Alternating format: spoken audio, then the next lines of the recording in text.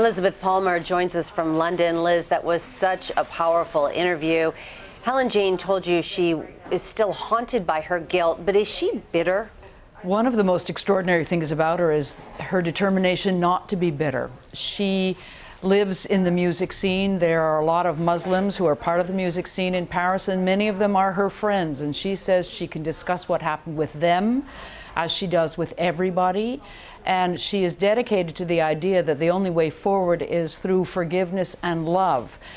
It is an absolutely uphill battle for her, but she is going to stick to it, and she approaches every day with that as the goal, which is amazing and inspiring.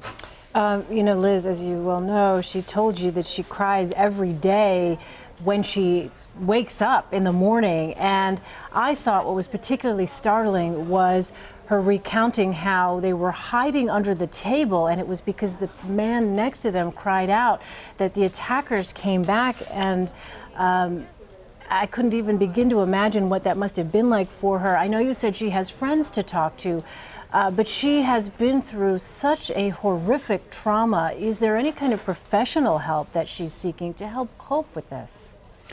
Yes, there is. The French government has acted very responsibly and honorably by these victims. So she was explaining to me that all her medical care is paid for, all her psychological care is paid for, because she needs a lot of therapy.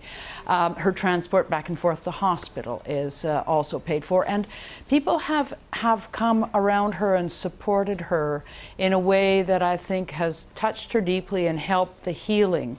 That being said, she's very fragile, and as you heard, she's suffering a very common after effect of deep trauma, and that is the brain's insistence that it lives the events again and again and again, as if it could change the outcome, which of course isn't possible. And that's a very, it's an agonizing kind of torture that only time and therapy will heal.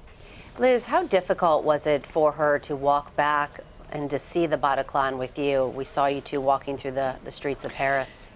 She told me she'd been back once before. She loves Paris. She lives there now. And it was important to her to prove that a part of the city wasn't off limits. And so she had gone once. She put 9 roses down in front of the club, one for each year that she'd known Nick, and kind of absorbed the shock of it again.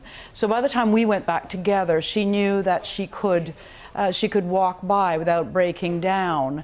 I get the feeling, though, that she wasn't afraid that the trauma would return, because in a way it's never really left her. And also, I should add, she's a woman of exceptional courage and practical sense in a way. Absolutely. So powerful. Elizabeth Palmer, thank you so much for bringing that to us. Pleasure.